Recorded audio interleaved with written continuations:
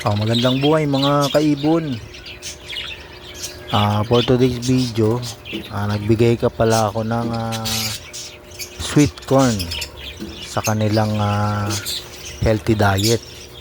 Yan, mahalaga sa kanila yung pagpapakain natin ng sweet corn at ito'y nakakatulong sa kanilang pangangatawan.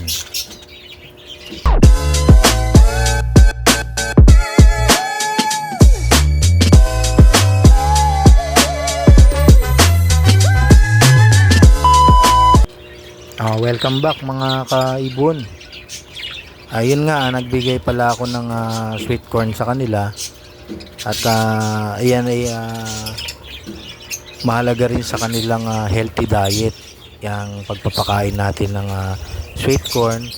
Kasi nga ayan ay source of fiber na nakakatulong sa kanilang pangangatawan dahil nga sa nakakapagpabilis na pag-digest ng kanilang mga kinain.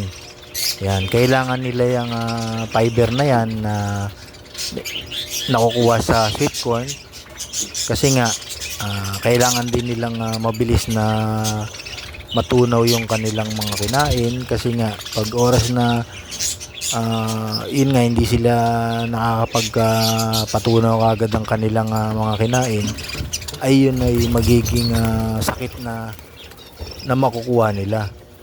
Kaya nga yun nga, lagi nga akong mga nagbibigay ng mga gulay o mga prutas na mayroong fiber. At yun nga, kasi nga mahalaga nga sa kanilang mga katawan. Kasi nga yan ay yun nga yung sabi ko, meron siyang taglay na fiber at meron ding antioxidant. Nakakatulong din yan sa sa kanilang mga mata. Yun yung nagpapalinaw ng kanilang mga mata at hindi sila nagluluha-luha. At yun nga, maganda rin sa kanilang mga puso yan. At lalo na sa ating mga tao, maganda rin yan. At kung sa atin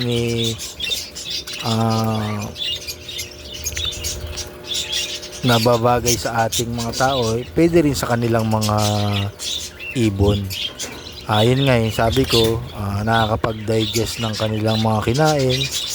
At saka yun nga, isa pa rin yung nagpapakinis ng kanilang mga balahibo sa oras na nakakain sila niyan kasi nga naandyan yung may mga katas na nakukuha at nakakatulong din sa pagpapakinis ng kanilang mga katawan. Yan, napapansin nyo yung mga parakeets ko, puro mga makikinis yan at malulusog. At saka nakakapag-prevent din ng ng anemia. Yun nga, meron din yung taglay na vitamin C na nagsusuporta sa immune system nila. At yan nga, meron ding sangkap na folate na nagpapaganda ng daloy ng kanilang mga dugo, lalo na yung kanilang red blood cell. At yun nga, meron din siyang thiamine na nakakatulong sa pagpapalakas ng kanilang mga katawan. Yan, tulad niya na hindi kaagad sila nadadapuan ng mga sakit. Ayan yung thiamine na ibinibigay ng pagkain ng sweet corn. Yan, kung makapansin nyo, talagang gustong gusto niyan nila. At ayun nga, yung binigay ko lang palang plain water lang yan. Wala akong ibang hinalong kung anong mga gamot. Plain water lang kasi nga itong sweet corn na to, yun nga may taglay na nga ng vitamin C na hindi na kailangan natin bigyan sila ng supplement sa tubig. Doon pa lang sa pagkain ng sweet corn ay may nakukuha na nga silang mga vitamins, folate, tsaka thiamine. Yun nga, pwede rin yun yung bigyan sa inyong mga ibon at subukan yung pakainin ng ng mga masustansyang pagkain. Wag laging seeds kasi nga yung pagka napasobra nga ng seeds yan ay nakakasama din sa kanilang mga katawan. Kaya ako pag ako bago magbigay ng seeds sa kanila, gulay muna or kahit anong mga prutas na pwede kong ibigay sa kanila ay hindi nawawala yan sa pang-araw-araw na kinakain nila na healthy diet. Yan ang mga ginagawa ko dito sa aking ibunan at para maging malusog sila at katulad nun yung may mga breeder ako na nakakapagbigay sila ng sapat na lakas na pag may mga inakay sila, magagaling silang magpasubo ng kanilang mga inakay. Yun nga, dahil nga sa mga binibigay ko mga gulay sa kanila. Pwede naman kayo magbigay ng gulay yung pakunti-unti bago kayo magbigay ng seeds, para at least meron muna nakakapasok na mga masustansyang gulay sa kanilang mga katawan. Yun ang mga pang-araw-araw kong mga ginagawa dito sa aking ibunan. At yun nga, yung may mga binibigay din ako mga supplements na hinahalo sa tubig. At may mga naka-schedule na yan para sa pagbibigay sa kanila.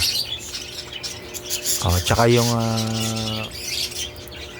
pagpapaligo, yan, number 1 din yan na maganda sa kanila, na kailangan nating paliguan din na 2 times a week ang pagpapaligo. Ako, nagpapaligo ako niyan 2 times a week. Minsan naman pagka napapansin ko na medyo nagtutuyo-tuyo na sila, yung dumudumi-dumi na, kasi nga merong times na mga maliligalig yung ating mga ibon na talagang nagdudumi sila. At yun nga, bibigay na lang ako ng isang planggana na tubig at hinayang ko silang maligo ng sarili nila. Nagpo-force bath din naman ako pagka sakaling maglalagay ako ng mga gamot na yun nga para sa mga insekto. Na yun nga, yung ginagamit ko ng pagpo-force bath sa kanila ay yung sa sprayer na nilalagyan ko ng malatayon or wash out. Yun nga, parang hindi sila dapuan ng mga insekto. Yan, tulad ng mga kuto. Kasi kalimitan talaga yung mga ibon na yan ay minsan nadadapuan talaga ng mga insekto yan. At yun nga, at unti-unti na yan nakakalbo. Kaya bago man mangyari yun, aagapan na natin kagad.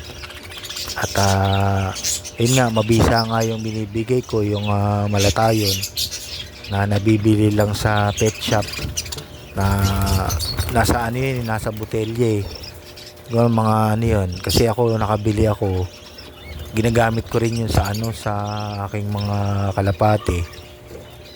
At pwede rin sa yan, sa mga aso, papaligo.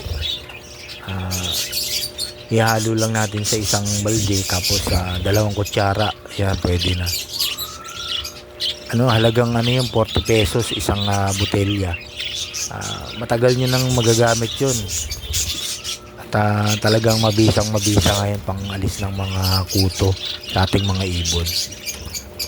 Yun nga mga kaibon, bali yan, pagkatapos nilang kumain yan, magbibigay na ako sa kanila ng ng African mix, kung anong mga pwedeng seeds na ibigay sa kanila. Sa akin kasi more on canary at saka white millet tsaka red millet ang ibinibigay ko. At saka nagbibigay din ako ng ng Bitmen Pro sa kanila. At